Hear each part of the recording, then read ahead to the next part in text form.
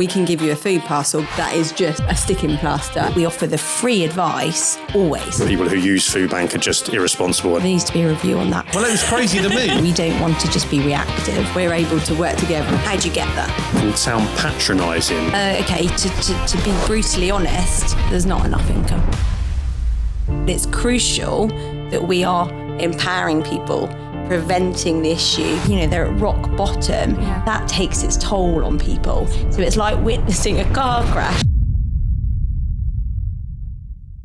Welcome to the Hublife Podcast. We have with us today Amy Griffiths, who is the CEO now. Yeah. Is it technically the first day today? I don't know. It's been morphing for a few. Oh, okay. CEO of Sittons Advice. But definitely happened. It has happened. And that's for Diss and Thetford and that area, isn't it? Yeah. And so, technically the first day, but been doing the job for a little while. Yes. Anyway, so thanks for coming on your technical, your first day. Yeah, we're honoured to have you. I'm honoured too. Thank you. It's amazing, actually. A few years ago in Foodbank, we have clients coming in and they'd never heard of Citizens Advice, which I was like surprised about. And it's probably less so now. Gosh, dropped that one in, didn't you? I know. Yeah. Well, it was crazy to me, you know. So it's good to get the news out there and maybe people to get an understanding of what you guys do as well. Yeah. So that'd be good. And how we're collaborating together to work with Foodbank and our clients and to tell them what it looks like. Well, as collaborators, as you are, as we are, it's a no-brainer that we do it. So we're kind of your main referrer, basically, one of the main referrers. So for many years we've been referring and offering clients Foodbank vouchers, but obviously we know that's not what it's all about. So we're identifying a need there. You know, our approach has always been to have, clients come in and support them with whatever they need, whatever issue they're facing. That's what Citizens Advice does. So part of that is identifying the need for a Foodbank voucher. And that might be for many different reasons. What we end up doing is obviously referring on, but we're still working with that client probably at the same time. It's not just about sending them away and having a Foodbank voucher. And obviously you know that as well. Mm-hmm. So what the financial inclusion does is aim to then work with those people in order to support them more, unpack that issue, look at how we can identify more of the root causes of that issue. Because ultimately it's not just about debt or that someone's just missed a payment on something or whatever. There's an underlying cause for that. Maybe go into that then. So what do they do with a client to help them not need a Foodbank parcel in the future? Firstly, the relationship's really important, the trust, basically. So if they're working with you guys and someone comes in, a client comes in, it's that first, what we would call triage.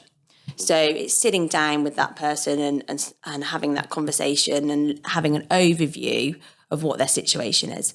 You know, how old they are, how many people are in the house, do they have children, are they employed, are they unemployed, have they got housing issues, have they got relationship issues, do they have crippling debt, all those types of things. So we get the overview. That's what the Foodbank advisor does initially.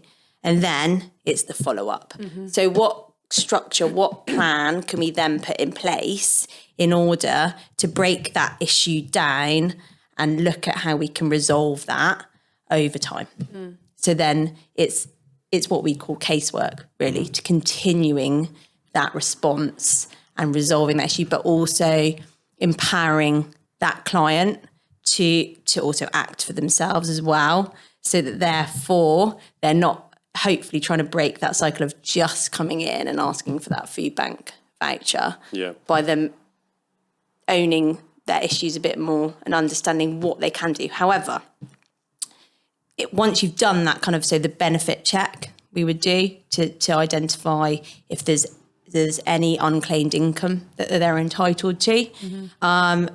budgeting breakdowns, basically looking at the incomings, outgoings. Does it match up? Is there any wriggle room in there? Can we get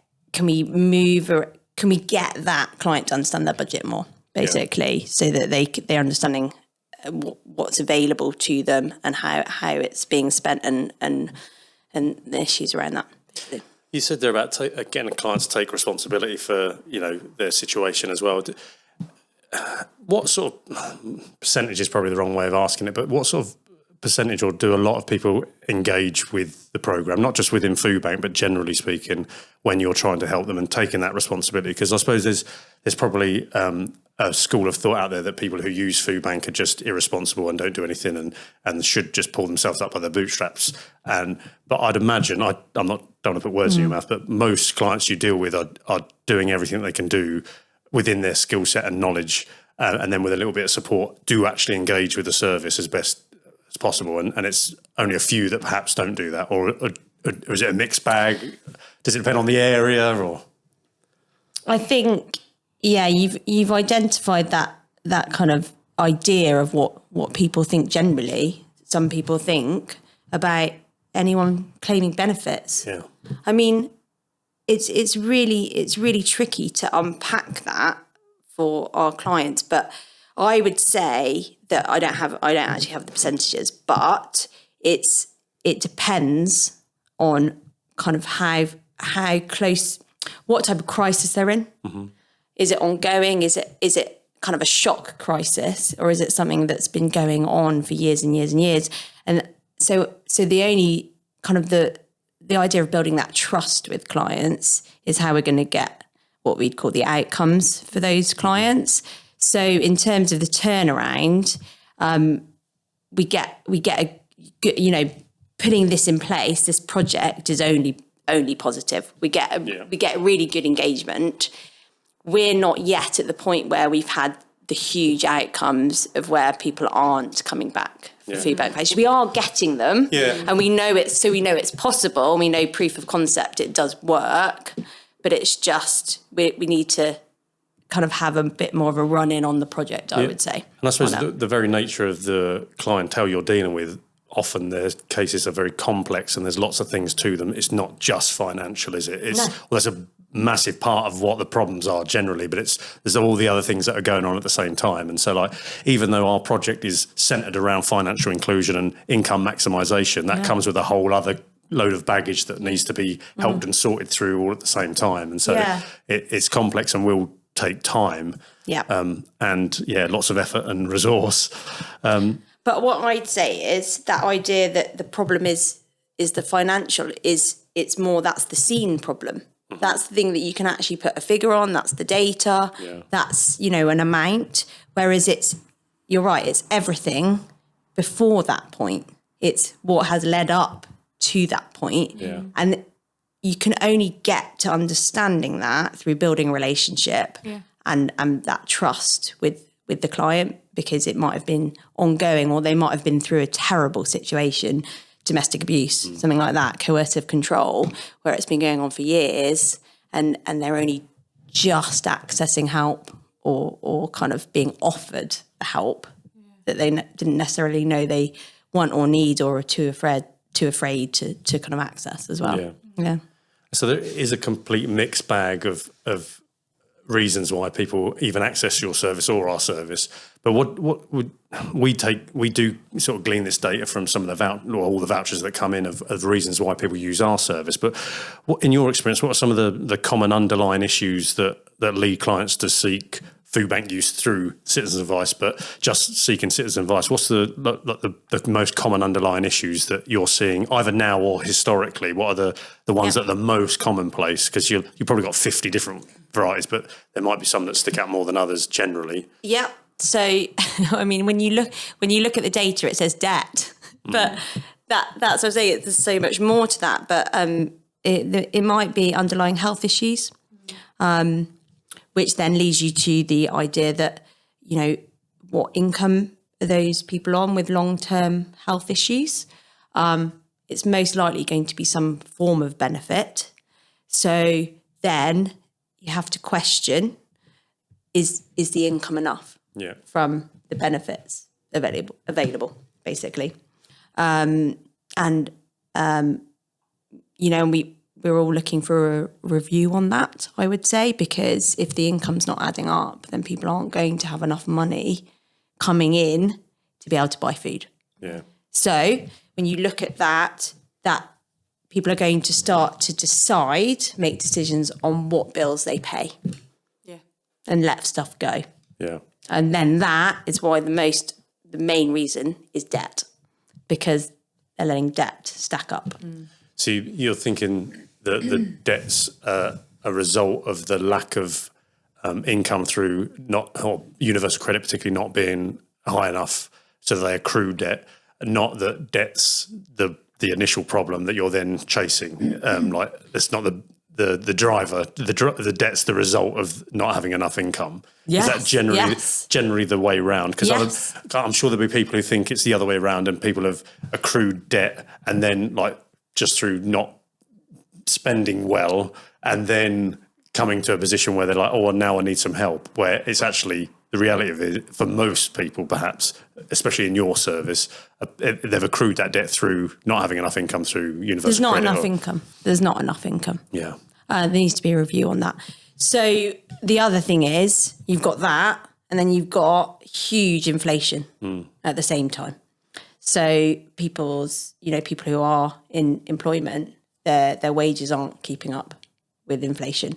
So the cost of your average price of food has gone up. Your cost of your utilities has gone up as well. And then no one's money has gone up. No one's income's gone up enough to be able to keep pace with that as well. Have you yet then, because of that, are you witnessing more people accessing your service who are in full-time work more so now than in the past? Yeah. You have, Yeah. We get a huge range of differing people, and certainly more people who are in work. Yes, absolutely. We get people who are single parent families as well. So they're holding down a job, but also trying to support families at the same time. So if a bill's suddenly gone up, what are you going to do? You're going to probably try and defer it for a little bit until someone possibly, comes knocking on your door. And we totally understand that situation. It's not unique at the moment. As you know, Foodbank usage has gone up, not down. So the vision is great, but it's just a whole combination of factors that are have caused the storm, but it's ongoing. We haven't reached the middle of it yet, the eye of it. Well, we've got the mortgages next, haven't we? So. Well, we were talking to Michelle earlier, talking about that, and her worry is that's the next thing that's coming, and the next wave, if you like, of people who are going to be coming on who have got mortgages, who are coming to the end of their fixed rates. Ours is coming up in a few months' time as well, and so there's going to be a whole cohort of people who are. My phrase I like to use, in a pickle, probably doesn't describe it the best way, but who are in a pickle, who have never been in that situation before, because they're suddenly in a position they're earning not necessarily good money, but they've been making, getting through all right, and now in the next couple of months, 6 months, it's gonna. And people are going to bury their head in the sand a little bit, or they're going to face it. But we can help them. We can support people who might be unsure of what to do. We can't sort out their mortgage, but we can certainly say, well, let's look at your budgeting. What can you afford, and address other issues. And I suppose, sorry, go ahead. I think as well for us, that's one of the best reasons why us working together is so exciting and is going to make such a difference, because that wave that you say is coming, people that maybe, like you said at the beginning, haven't heard of citizens advice before, we're able to work together and say, right, we can give you a food parcel, but at the end of the day, that is just, like we said before, a sticking plaster. It isn't going to fix everything, is it? No. Whereas being able to go, we've got citizens advice here, these guys can help with, A, B and C or whatever, or X, Y and Z, and then we're able to give people that extra support, but which we obviously haven't been able to do previously. I mean, we have been able to signpost to you, but haven't got that relationship like we have now to be able to say, these guys have got more expertise in this, Yeah. to send them over. Sorry, I didn't want to interrupt you then, but No, you're right. I suppose most of your clients, separate from the Foodbank project that's going on now, are coming to you seeking help when they've come to a point where they understand they need to seek help. Where often Foodbank clients will come in perhaps just for food sometimes, and for us to perhaps, if there's this wave of people coming who are going to be in a pickle with their mortgages or Section 21s or getting kicked, like for us, we might get that information before you do, because people talk to us at Foodbank. So to be able to put them into your service and get ahead of the curve, rather than, I suppose your advice to people who are in this place is not bury your head in the sand for 6 months, is to get ahead, because once you're in debt, it's then very difficult to then get back out of it, isn't it? So, so hopefully, that collaboration will. I think that's it. It's sort of it's the teamwork, isn't it? It's being part of the team. We are Citizens Vice, but we're sitting within your service, and being part. Jen and Debbie, the Foodbank advisors, being part of that team, basically. So building up that ongoing rapport and relationship is really important. We're certainly, we don't want to just be reactive to people's crisis, and we want to be preventative. And so, the combination of support is what's going to get us to that point of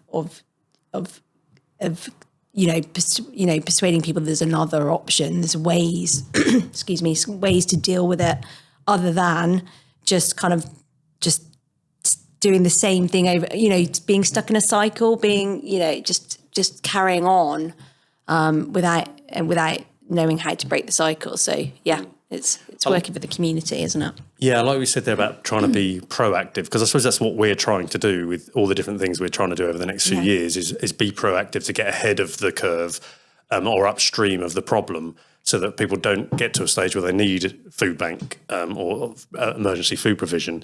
But I suppose we were talking to Michelle today about the ins and outs of what you do with clients specifically, where a lot of that, you have niche things of what you're trying to achieve and the remit of what you do. And so being often, I suppose it is reactive to someone's difficult financial situation, not necessarily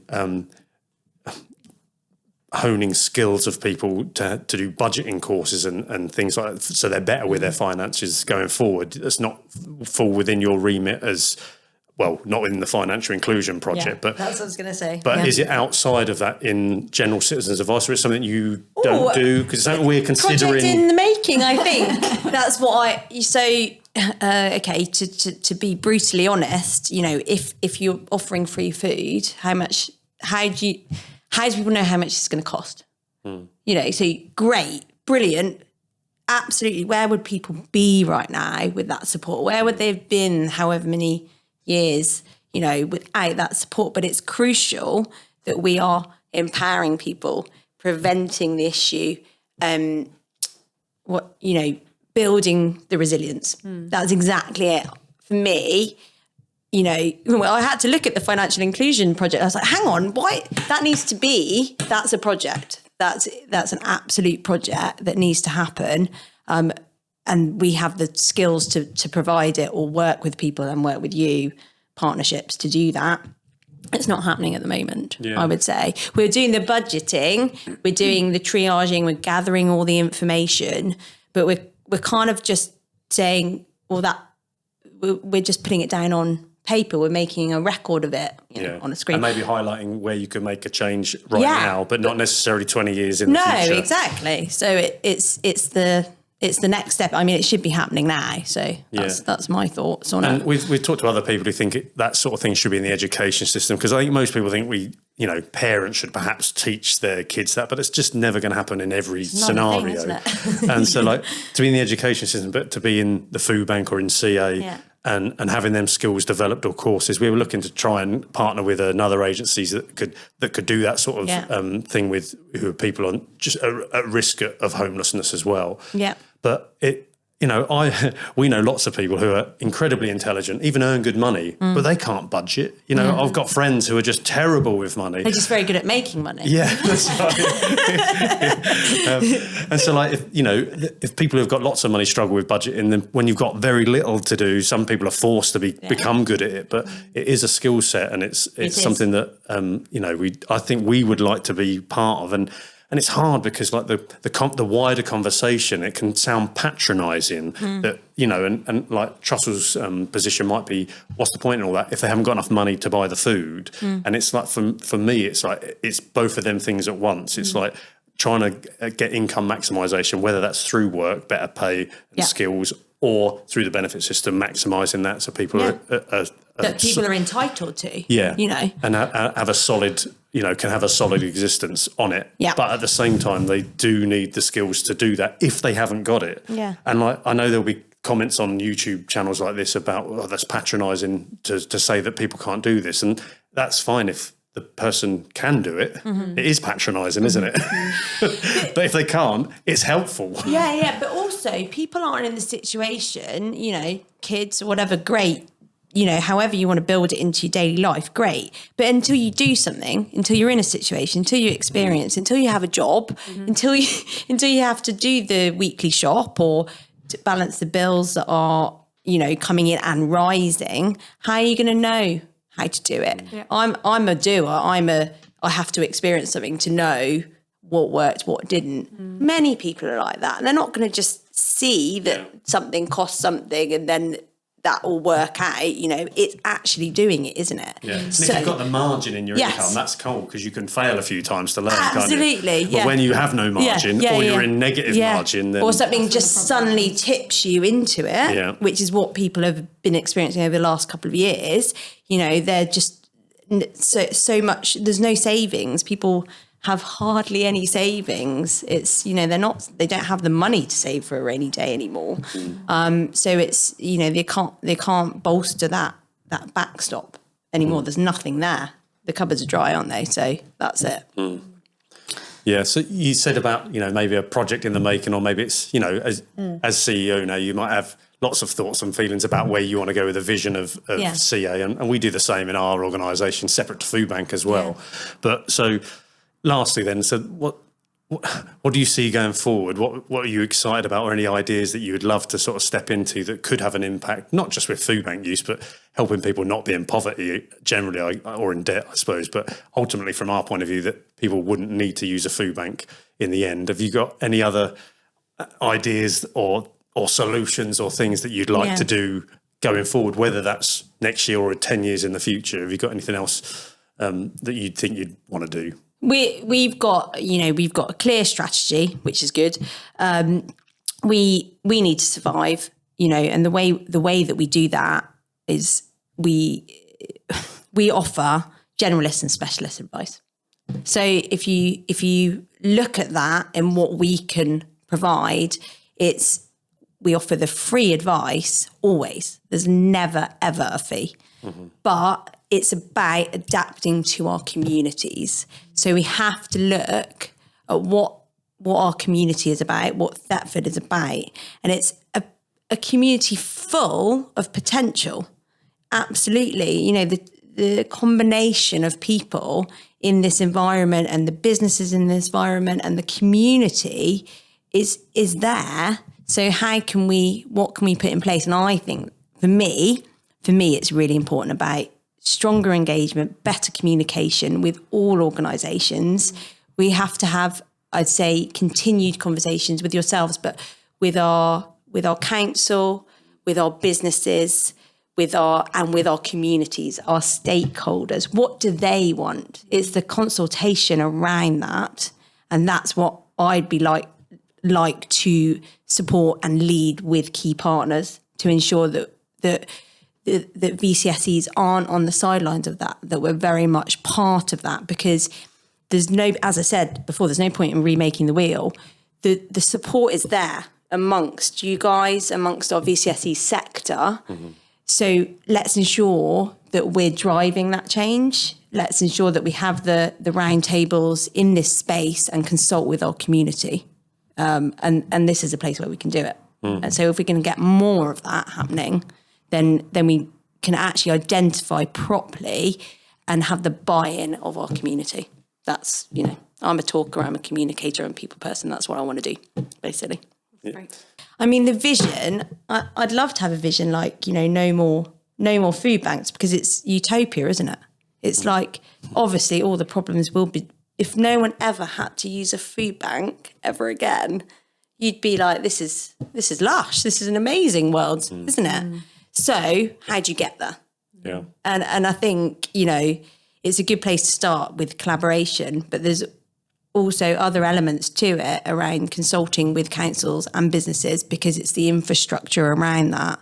And it's people understanding absolutely that there is not enough income in people's budgets to be able to afford things. And you get more investment in your community if you invest in them, basically. And that can be done in many ways. I like that. Yeah. Good. Good. Now, why have you got a badger? Why not? Why not? Is it always a badger?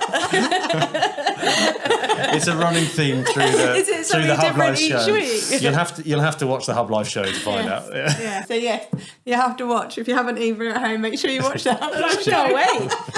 So what's your vision though, other than this kind of the workshops and the preventative support as well? I mean, I'm interested in where you're going. I suppose there's 3 or 4 things, but we're yet to iron them out. But something that we do want to do is get people with lived experience on board for planning that out going forward. Because like you said, we can as trustees or people or CEOs or people in charge of something have a great plan of what might actually make a difference in people's worlds, but it's people on the ground who are living it every day that can have a say. And it's not that you base everything around their point of view, but to at least have an opinion and it going into the part of decision making. And so that's something actually that we want to start doing in October, to then plan out all the other things that we want to do rather than just steaming ahead on our own with it. So that's next what we plan to do over the next coming months. Right. Yeah. So that'll be interesting. And many of them might be CA clients or customers as well. So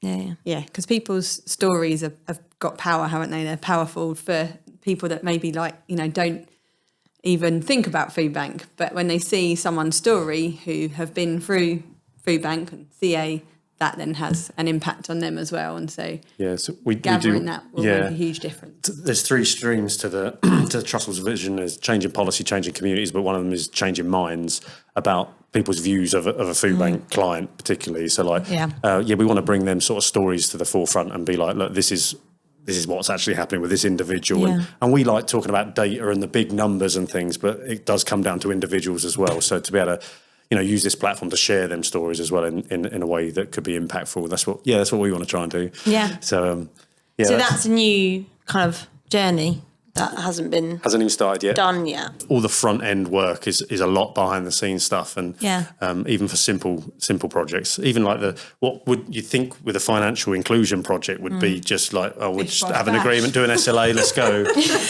and yet there's hurdles to it. Like we were talking with Rihanna today about like across the whole of the east of England, really the problem with we had problems staffing or getting recruitment and trained staff in to do the roles. It's because everyone's trying to access the same skilled professionals. So I know. I mean, and that's another thing. I'm really passionate about building the workforce around our support workers, because it's not the highest paid role. You have to have real commitment to it.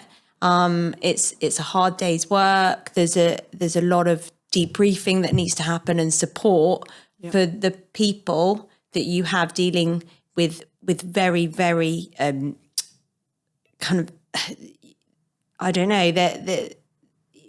you might see a car crash, might you? And it's a really stressful situation. But when you deal with clients who are dealing, they're at rock bottom, that takes its toll on people. So it's like witnessing a car crash almost every day. Yeah. So the support for that people is really important. But it's got to be positive as well. And I'm so positive. Sometimes I come across as too positive, and I'm working with people who are dealing with so many different types of issues, and I want to support them. But we've got to be positive at the same time. We are making impact. We are supporting our community, and in the right way, with independent, impartial advice that's like brilliant quality at the same time. So to get that buy-in from people, it takes a lot to get that message over to people of why they want to work in this kind of role. Yeah. Doesn't it? Especially like what you said, when the pay's not the best for the level of competency or skill, that's huge. That's required for the role. And so I suppose part of your perhaps hopes or dreams for that would be able to generate more income into the CA to bolster that service, to attract higher skilled people, or be able to train more, or more breadth and depth of service. Training, development, well-being. Yeah. Ensure that we're maintaining those salaries and able to give the right amount of pay reviews and pay rises within that. But it's not just funding for a year, is it? It's maintaining that, because that's part of our core staff, or being very clear that, a project, you don't want it short term. Yeah. You want to see where it's going, and hope that you're building a real infrastructure around that project, and there's a real reason for it, and that it could continue or go off in a different angle, or you could leverage it for further funding. Not because we want loads of money, it's because we need to provide that service. And then the money we save for our community and put back into our community is huge. If a private company tried to do that, it wouldn't be the same. We're the value of money that we're offering our community, and our investment in our infrastructure is huge, basically. I suppose, so with all these different sort of income streams for you, they're all at different times for different lengths, for different amounts as well. So you're constantly, like many in the charity sector, is constantly juggling and perhaps chasing funds just to maintain a service, let alone grow it into something that could have a bigger impact. Yeah. And so you always want more funds. We've got to we've got to think down the line. That's the thing. We've got to say, well, if we want to maintain that service that's doing well, we've got to ensure that it's for a good amount of time, and get that message across, because otherwise, if you have a break in that funding, then you're losing that support very, very quickly, because it's project work. Yeah. So you can't overnight, it stops. Yeah. That's it. And that is the downside of the third sector, isn't it? The charity sector. It's often like that. It's project based. Hard lines in the sand. Yeah. And that's why, we've got very, very skilled people in the sector that totally understand that. They've learnt the art of juggling that, and constantly looking at what's coming in, what's going out, and trying to get to that break-even point, basically, and be sustainable. Yeah. So it's exciting, but it's tiring. Yeah. Yeah. I bet. Yeah. We can. That resonates with us. Similar to our feelings. Yeah. Okay. Well, I think, unless there's anything else you want to talk about, anything else you want to share, or we say at the end all the time, just to. No, it's just been lovely to be in your shed, and in the shed, in the sauna. Is there a sauna? I think we should. Is there a plunge pool? Yeah, that'd be nice. I'll check with the trustees if we can put one in. I think that's going to be a no. It'll be a no. Anyway, thank you for joining us at the Hublife Podcast. And in 2 weeks' time, we're going to have a special episode of a Foodbank manager roundtable. I'm excited about this one, grilling Foodbank managers from different food banks across the region. So join us in 2 weeks' time for that. Thanks. If you like this episode, then why not click on the link here for another Hublife show? Or if you want something a little bit more serious, then why not check out an episode of the Hublife Podcast over here?